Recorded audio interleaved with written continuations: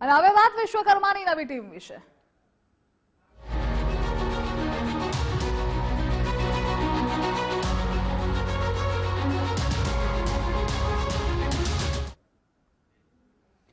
પ્રદેશ ભાજપના માળખાની જાહેરાત બાદ બેઠકનું આયોજન કરાયું છે. કમલમ ખાતે નવનિયુક્ત પ્રદેશ હોદ્દેદારોની આ પ્રથમ બેઠક છે. પ્રદેશ અધ્યક્ષ અને સંગઠન મહામંત્રીની અધ્યક્ષતામાં આ બેઠક. તમામ નવનિયુક્ત પ્રદેશ હોદ્દેદારો બેઠકમાં ઉપસ્થિત. તો આ બેઠકમાં પ્રદેશ ભાજપના રોડમેપ અંગે મહત્વપૂર્ણ ચર્ચા વિચારણા થશે.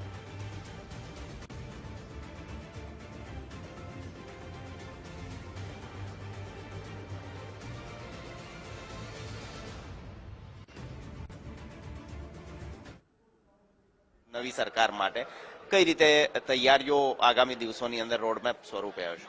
ભારતીય જનતા પાર્ટીનો કાર્યકર્તા સદૈવ તત્પર જ હોય છે.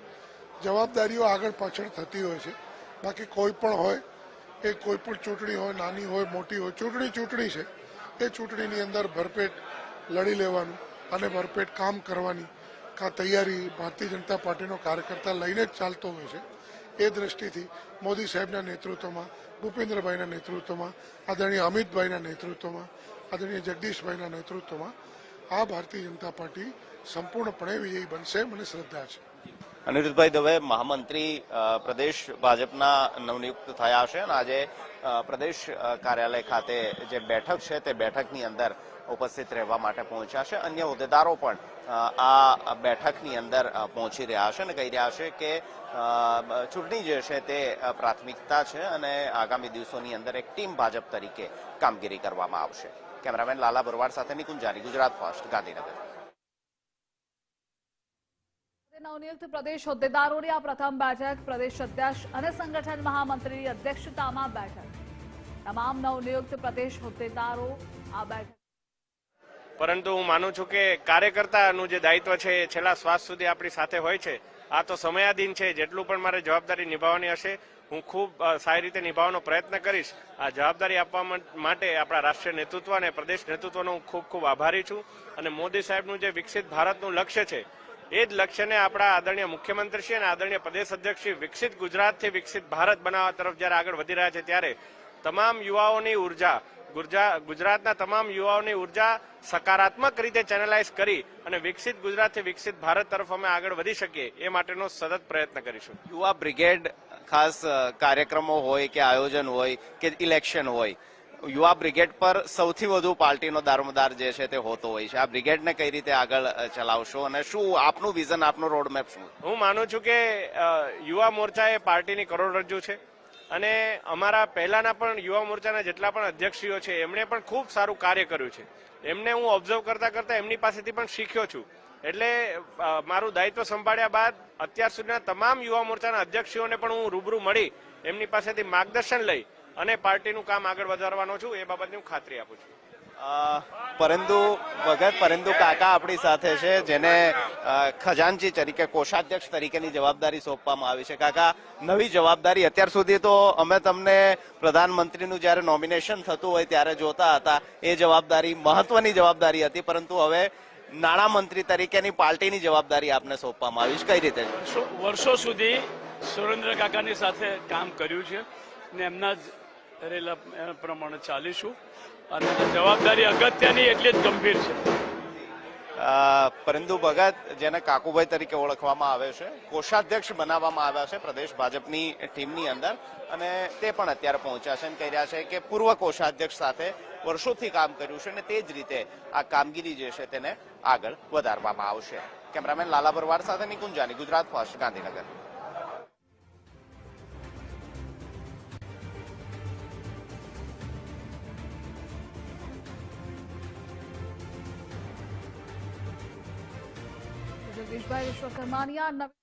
પ્રદેશ ભાજપની પ્રદેશ ટીમની નવરચના બાદ આજે મહત્વની બેઠક પ્રદેશ કાર્યાલય કમલમ ખાતે બોલાવવામાં આવી છે કે જેમાં પ્રદેશ ભાજપના તમામ હોદ્દેદારો ઉપસ્થિત રહેશે, નવનિયુક્ત હોદ્દેદારો ઉપસ્થિત રહેશે.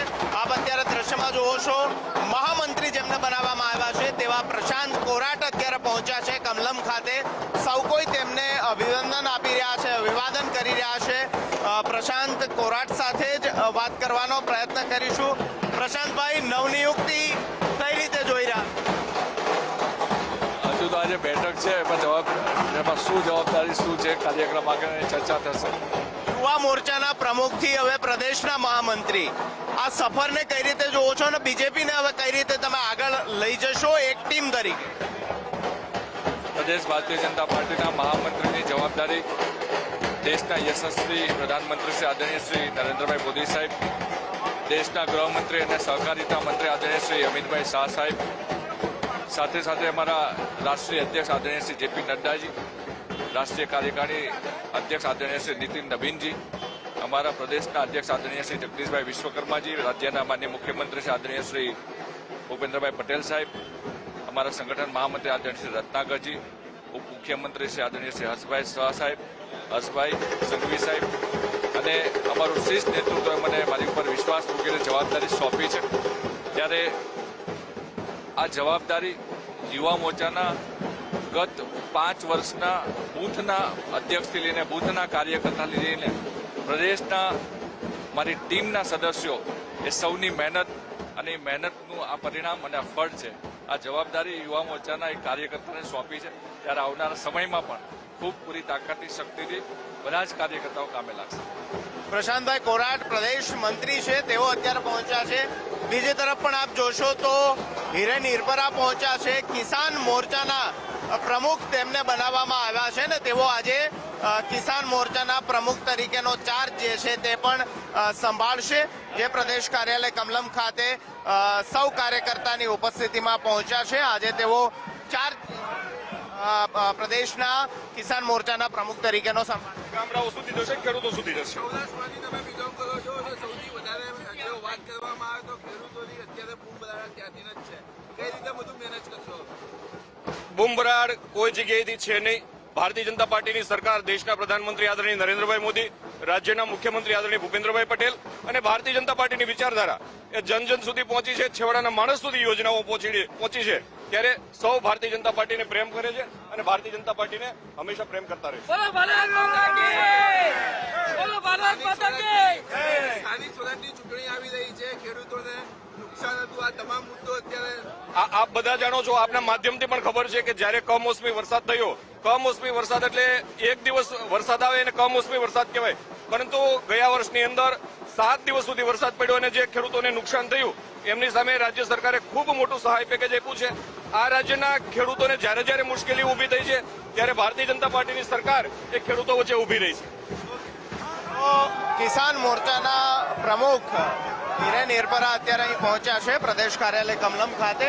અન્ય હોદ્દેદારો પણ હાલ પ્રદેશ કાર્યાલય કમલમ ખાતે પહોંચી રહ્યા છે અને ટૂંક સમયમાં પ્રદેશના જે નવનિયુક્ત હોદ્દેદારો છે, મંત્રી, મહામંત્રી, પ્રદેશ ઉપાધ્યક્ષ સહિતના હોદ્દેદારો, તેમની બેઠક પ્રદેશ કાર્યાલય કમલમ ખાતે થોડા સમયમાં શરૂ થશે. ટીમ જગદીશ વિશ્વકર્માની આ પહેલી બેઠક મળી રહી છે કે જેમાં એ તમામ નવનિયુક્ત હોદ્દેદારોનો પરિચય કરાવવામાં આવશે. તેમને આગામી ભારતીય જનતા પાર્ટીનો રોડમેપ શું છે તે અંગે જાણકારી આપવામાં આવશે. ન માત્ર નવનિયુક્ત હોદ્દેદારો પરંતુ પ્રદેશ ભાજપના જૂના હોદ્દેદારો છે તેમને પણ આજે બોલાવવામાં આવ્યા છે. જૂના અને નવા આ બંને હોદ્દેદારોની એક સંયુક્ત બેઠક પણ થશે જેમાં મુખ્યમંત્રી, નાયબ મુખ્યમંત્રી પણ ઉપસ્થિત રહેવાના છે. તો આજે દિવસભર નવનિયુક્ત હોદ્દેદારોની નિયુક્તિ બાદ પ્રદેશ કાર્યાલય કમલમ ખાતે બેઠકોનો દોર યથાવત જોવા મળશે. કેમેરામેન લાલા ભરવાડ સાથે નિકુંજ જાની, ગુજરાત ફર્સ્ટ, ગાંધીનગર.